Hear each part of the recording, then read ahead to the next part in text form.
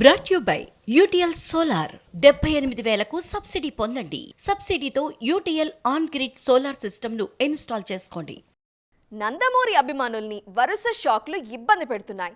మిగతా హీరోల సినిమాల రిలీజ్ టైంలో భారీ ఈవెంట్స్లో అభిమానులు రచ్చ చేస్తుంటే నందమూరి ఫ్యాన్స్కి మాత్రం ఆ ఛాన్స్ దక్కటం లేదు. ఆ మధ్య దేవర విషయంలో, ఇప్పుడు డాకు మహారాజ్ విషయంలోనూ అలానే జరిగింది. ప్రమోషన్స్ విషయంలో బాలయ్య యాక్టివ్గా ఉంటారు. కుర్ర హీరోలతో పోటీ పడే రేంజ్ లో హడావిడి చేస్తున్నారు. స్టేజ్ మీద బాలయ్య జోష్ చూస్తే అభిమానులకు పూనకాలొచ్చేస్తాయి.